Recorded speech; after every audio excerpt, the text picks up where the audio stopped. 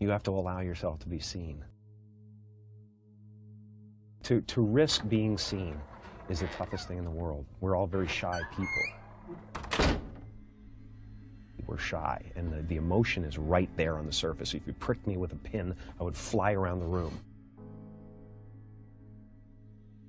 That's the risk, is that you are showing them yourself, your true, authentic self, and the chances of being rejected are much more important, much more terrifying.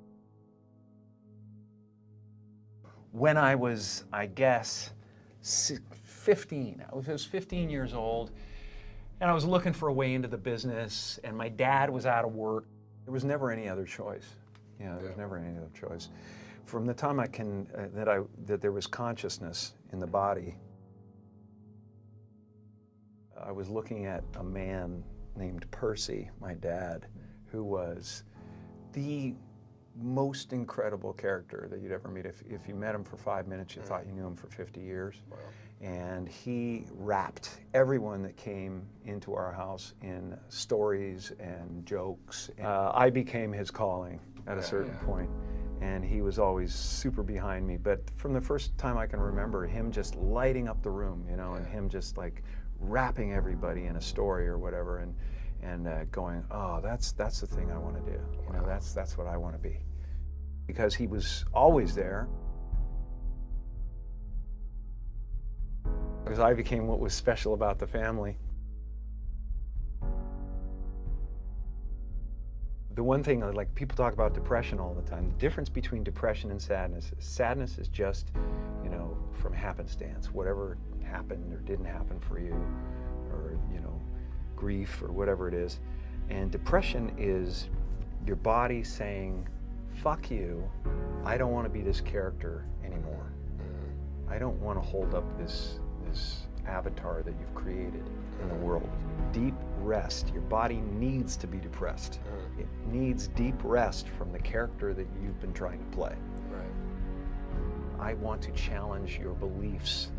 I want to challenge the properness of this occasion, or whatever it is, and throw it on its head in a way that you can accept and love, and it'll free you.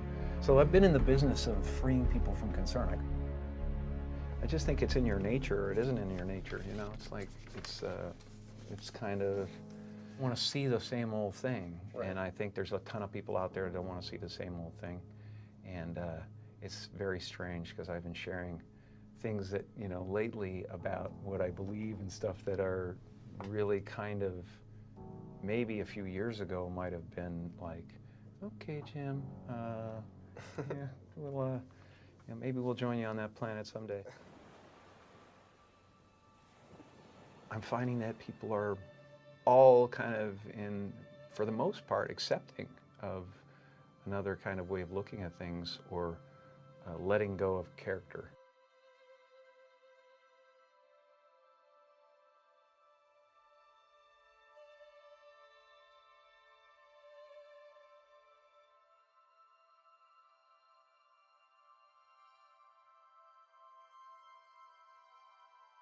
The river of tears that we all have to face, and eventually, and that we're all avoiding, and how at the other side there's, that your body can survive it, but you can't. You're better off without a you or an I.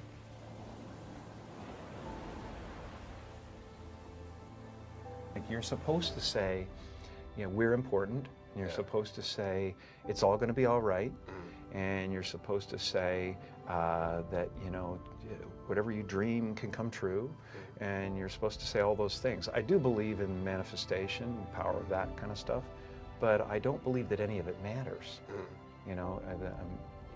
This mattering is to me a human construct, born out of a need. The same need as you have to have, deities and things like that. I believe in an energy of God, an energy of everything is divine. There's just there's no thing that isn't divine. Everything is divine, and I'm that. I'm not the body. I'm you guys, and I'm this thing, and I'm this thing, and I'm the cameras, and it doesn't matter to me. Sometimes I still have the groove cut in me that, you Yeah. know, wants my hair to look nice. Right. I'm finding that ultimately the freedom from it is something people are kind of hungry for in a way. Right. They're like, I don't want to be me either. Right. You know, and I go, well, great, because you never have been. Right.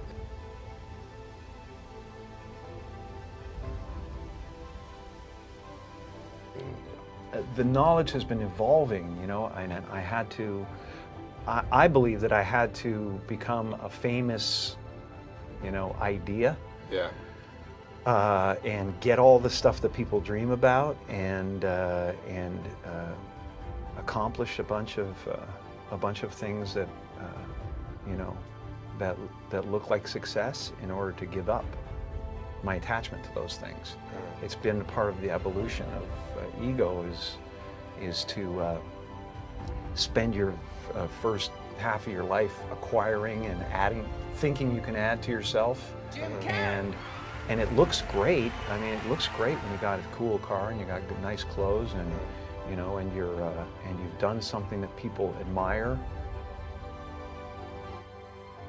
It can never fulfill you. You can never be happy. You know what I mean? It's not where happiness comes from. And you know, I dealt with depression, you know, a few years ago, and people still think, well, he's going through, you can tell he's depressed, and it's not. I have no depression in my life whatsoever. Literally none. I have sadness and joy and elation and satisfaction and gratitude beyond belief, but all of it is weather. And it just spins around the planet, you know? It doesn't sit on me long enough to kill me.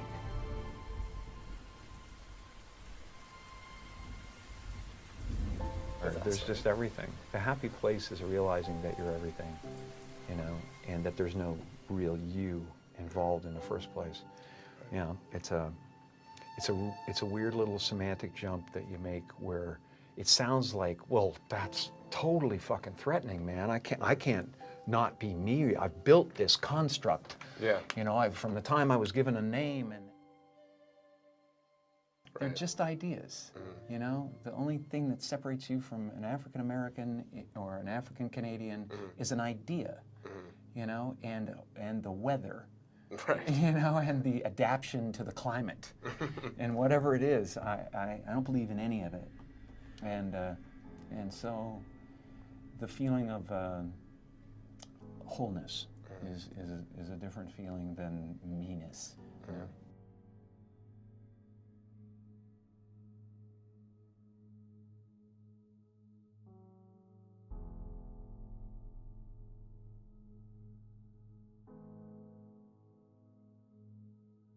So those who wish to masquerade for the rest of this virtual game sometimes are made really uncomfortable by it. You know, they're like, it really looks like a mask beside somebody who's not wearing a mask.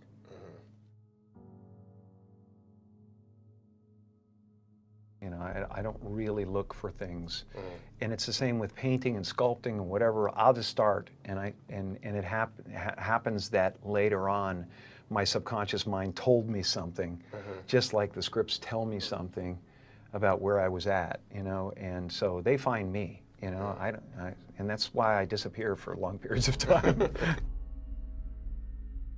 And plus, when you go away a little bit, sometimes you learn a new stroke. You know. It's like you lop your right arm off to learn how to write with your left. Still, you can do the old stuff, but the new stuff is there too.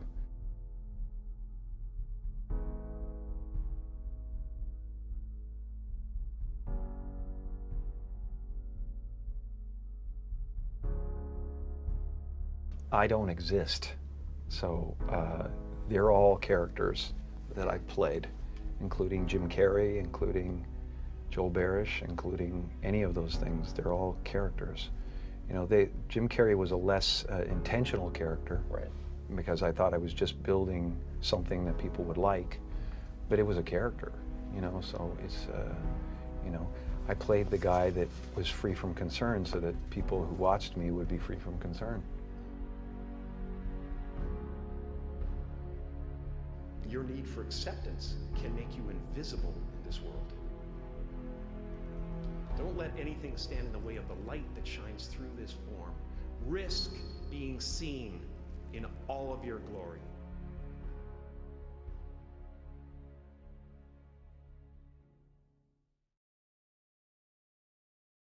My father could have been a great comedian, but he didn't believe that that was possible for him. And so he made a conservative choice. Instead, he got a safe job as an accountant. And when I was 12 years old, he was let go from that safe job. And our family had to do whatever we could to survive. I learned many great lessons from my father, not the least of which was that you can fail at what you don't want. So you might as well take a chance on doing what you love.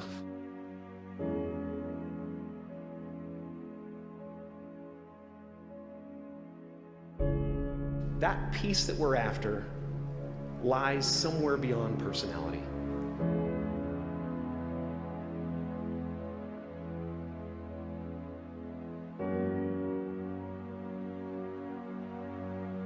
As far as I can tell, it's just about letting the universe know what you want and working toward it while letting go of how it comes to pass. And when I say life doesn't happen to you, it happens for you, I really don't know if that's true. I'm just making a conscious choice to perceive challenges as something beneficial so that I can deal with them in the most productive way. You'll come up with your own style. That's part of the fun. Like many of you, I was concerned about going out into the world and doing something bigger than myself, until someone smarter than myself made me realize that there is nothing bigger than myself. You are ready and able to do beautiful things in this world. And after you walk through those doors today, you will only ever have two choices: love or fear. Choose love, and don't ever let fear turn you against your playful heart.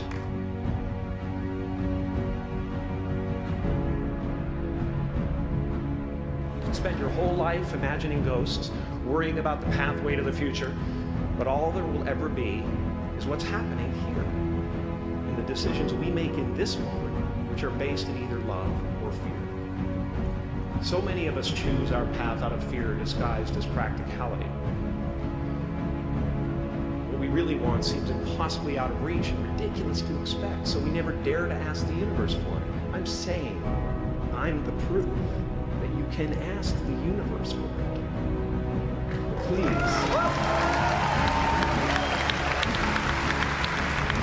I can tell you from experience, the effect you have on others is the most valuable currency there is. Yeah, I would visualize, This is when you were broke and poor. Right, having directors interested in me and people that I respected saying, you know, I like your work or whatever that is. And I would visualize things coming to me that I wanted or whatever. This was in like 1987, 85? Yeah. And I had nothing at that time, so it was like, but it just made me feel better. It made me, at that time, all it really was for me was kind of making me feel better. I would drive home and think, well, I do have these things, and they're out there. I just don't have a hold of them yet, but they're out there.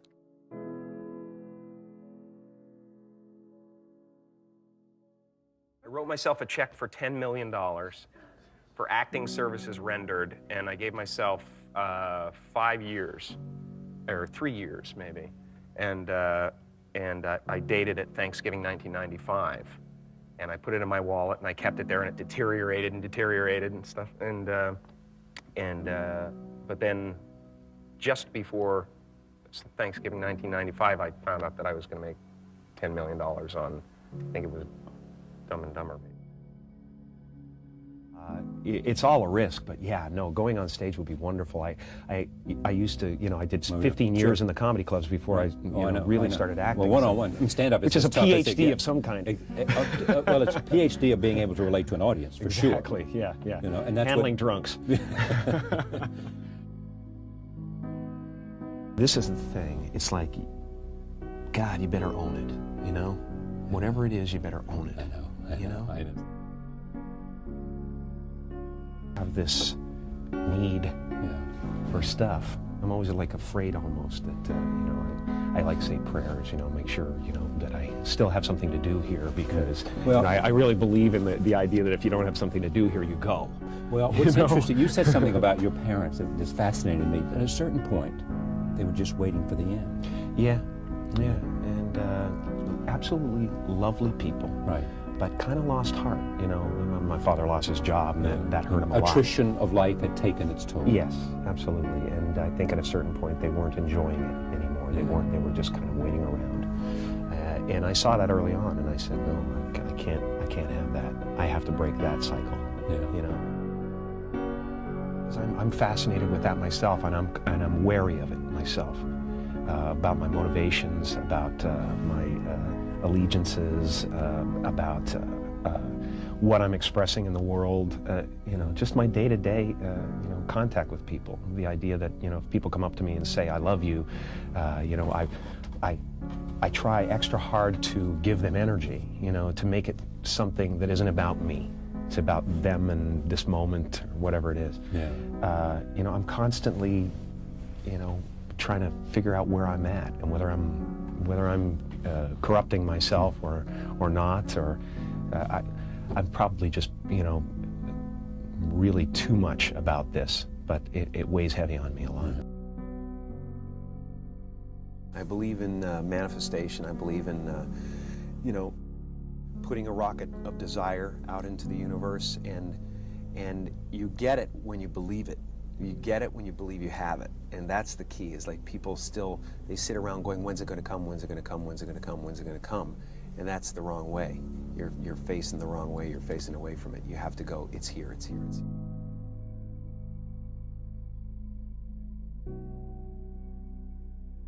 I used to open my arms. I used to sit up there, you know, and open my arms and imagine a giant funnel of gifts coming would come right into from the you. universe. Yes. Honest to God, you could, you know, cut to me there. I'm like this, and if nothing else, it made me feel more positive about where I was. I drove down from Mulholland Drive every night, you know, that I went up there, feeling that I was one of the biggest actors in Hollywood. I was doing wonderful work that made people happy. I was, you know, I owned all that. That was it. You know, I guess, you know, what I own when you think about it is my faith. That's what I own. That's about it. Because I started thinking materially and all those things. Your faith in yourself. Life. Or your Absolutely. faith in some... Faith in the universe, faith in myself, yeah. That is in the end what you own. That's the it. Sense of... That's all I have. That's exactly right. You can strip all the stuff away, and right. And if you have that sense of... That's huge. That's as big as it gets. That's what they... huge. You know, for the most part... I've seen mountains move in my life, so I've had just endless gifts, and they've all been things that I have at some point sat and made myself believe were possible.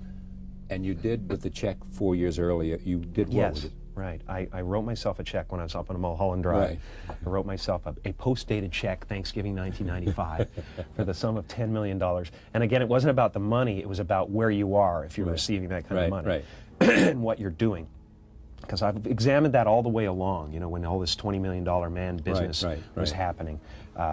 You know, I've examined what my motivations are, and the fact is I'm addicted to expressing myself in certain ways, and I have to do it, and I would do it if I was making 20 cents. Yeah. So it's really about that. Especially now, I have enough money to live 20 lives, so I can't stop. I'm fascinated by what creates characters. You know, what defines people? What creates them? What puts them together? Everybody's Frankenstein, and they just like as life goes on, you either lose pieces of yourself, gain other pieces, and it just that's the fascinating thing about acting. It's like somebody like Andy Kaufman. What is it? And I stood by his gravesite, you know, with his sister, and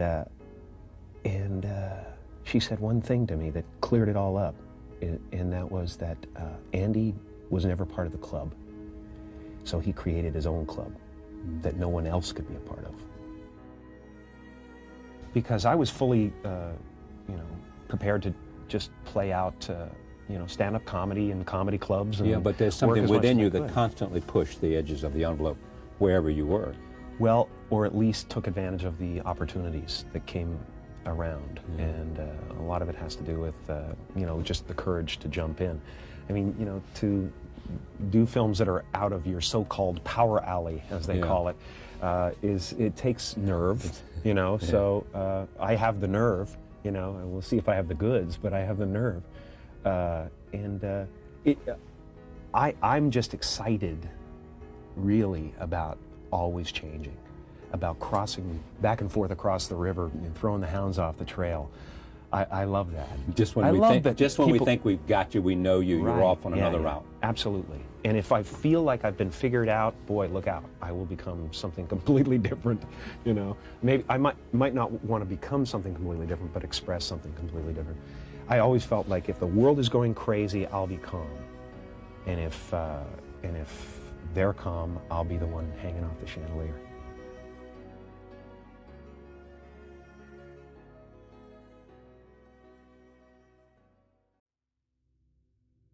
I mean, the Truman Show was another moment where, you know, I had to kind of deal with, well, you're not allowed to do that.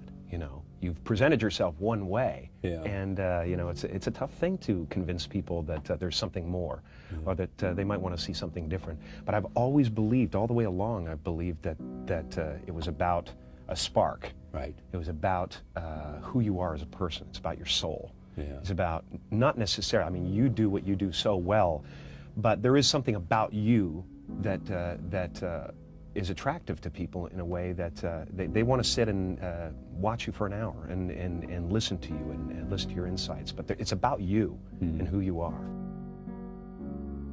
What is it worth? What is it worth? And that's what I've come to so many times in my career, in my life, is that I've said the safe road is going to pay off. There are many payoffs to it, but I can't be there and have my soul be on a completely different track. I just, it's always worth losing to me. It is. It's always worth risking. And if this other side of me is not a popular one in the scheme of things as far as movie tickets go, then you know what? I'll find a way to sneak it in there. I'll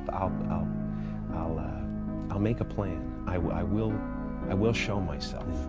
You know, I will find a way, and even if I'm not as popular, I will live in that area. I will expand myself. I mean, I started out with many desires as far as this business goes, and I've so surpassed all of them that it's not as meaningful to me anymore. I really love the work itself.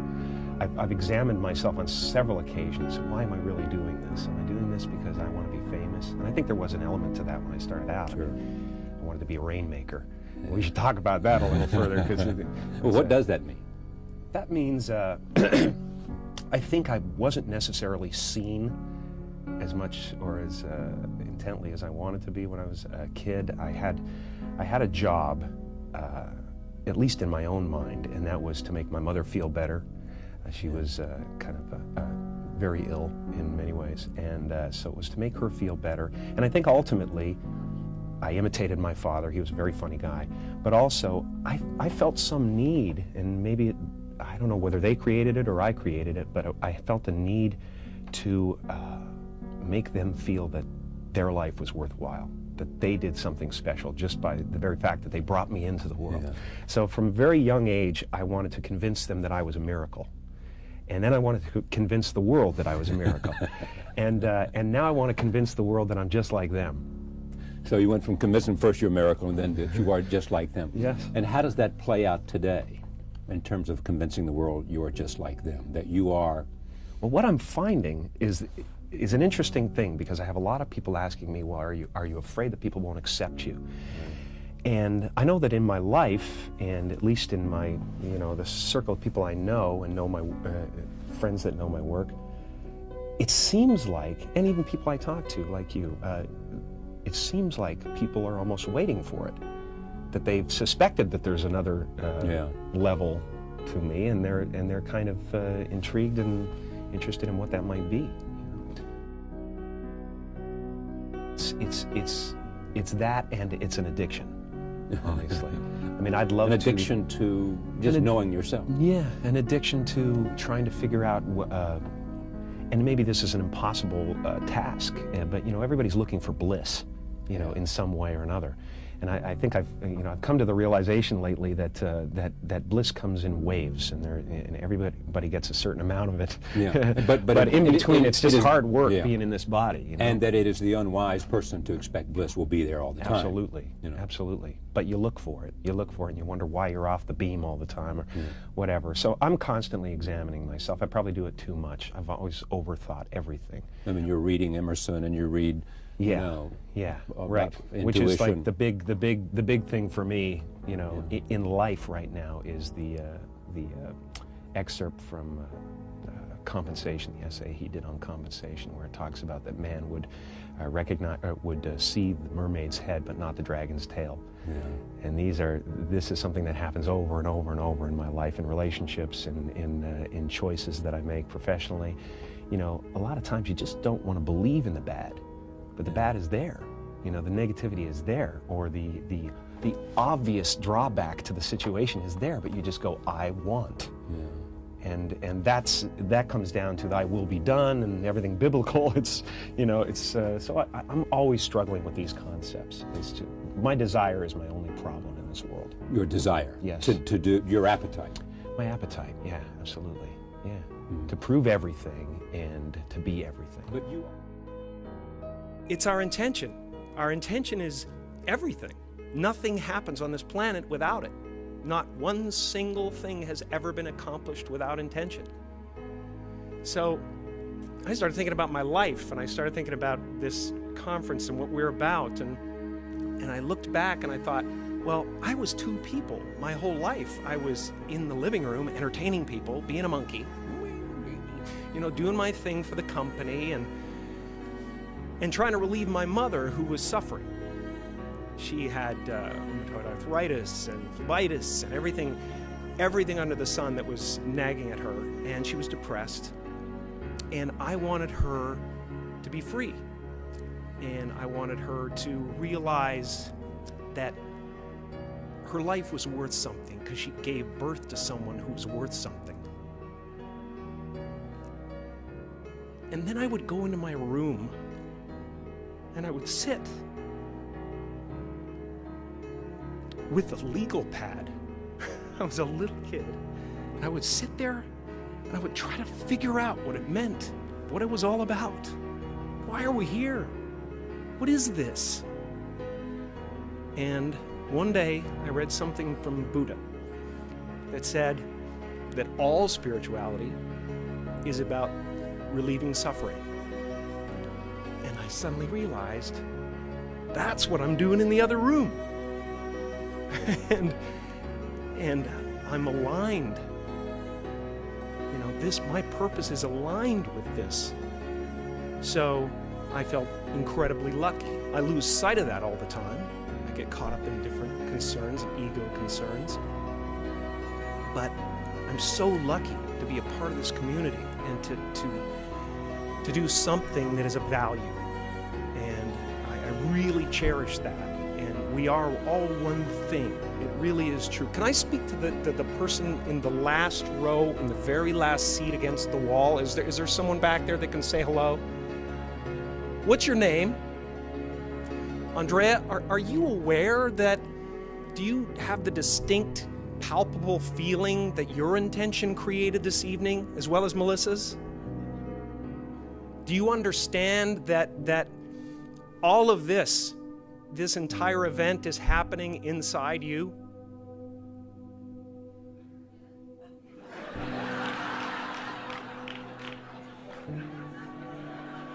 Well, just try to feel it for a second, because it's a trip, man. Some people go to the Super Bowl. I am the Super Bowl, man.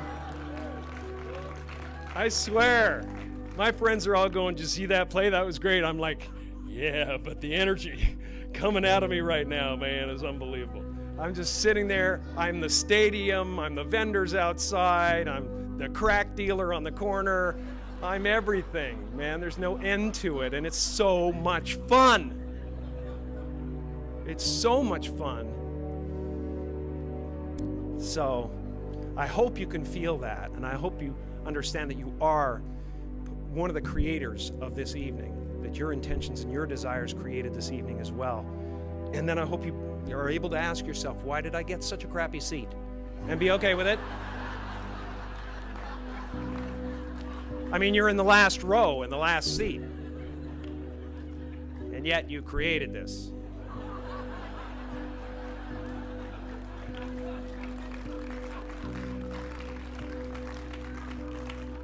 That's gotta be, it's a really selfless thing to do.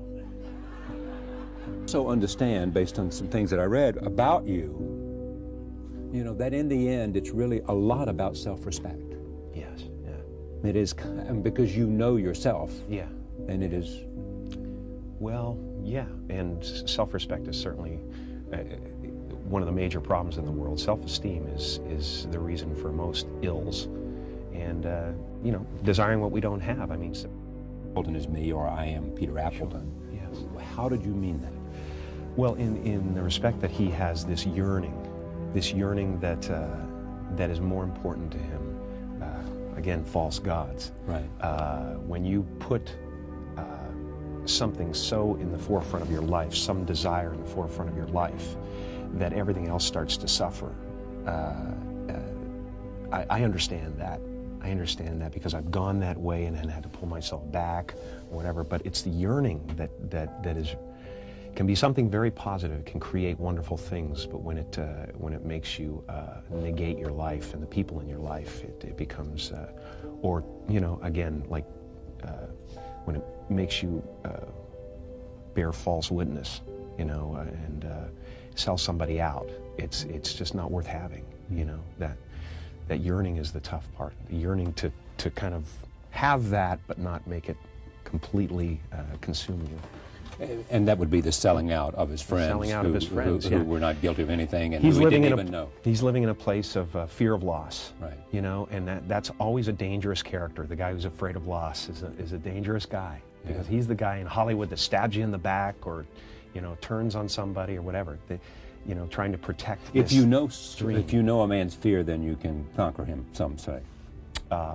Truly. I mean, that's what the Blacklist era was about. Somebody, you know, McCarthy, sat back and said, my gosh, what a wonderful fear to take advantage of, and to bring myself to power through it, you know. You know what? I believe in the universe. I believe in the Horn of Plenty. I believe in the cornucopia. You know, so I'm not afraid of Tom Cruise and what his movies do, and I can enjoy it, and I can enjoy Russell Crowe, and because there is so much in the universe, we all, you know, can feed from it, and we all, you know, there's enough for everybody. Is that where you are in your head at this absolutely. Christmas season? They've got Russell Crowe as a movie out, Tom Cruise has a movie out. You're saying there's enough. I'm perfectly happy with what Jim has earned. I've been given so much. I mean, I would be a green boar at the trough of life, you know, if I questioned If you wanted it all. Oh my gosh! I mean, you know, I sit down with friends of mine who are in the acting profession, and they say, you know, these are really good actors, and they say, man, no one's really getting the chance to do what you're getting to do. You know, I mean, it's quite an arc that's going on here. To have your chance at bat time and time again. I feel so lucky to have that. But you had to bring something, otherwise they would not continue to give you the chance, and you obviously recognize that. You have to allow yourself to be seen. That's the risk. The risk is, especially for somebody who's comedic, who has that weapon at his disposal. Just to go off into a rift. To risk being seen is the toughest thing in the world. We're all very shy people, you know, people who do comedy. We're shy, and the emotion is right there on the surface. If you pricked me with a pin, I would fly around the room, you know, so that's the risk, is that you are showing them yourself, your true, authentic self, and the chances of being rejected are much more important, you know, much more terrifying.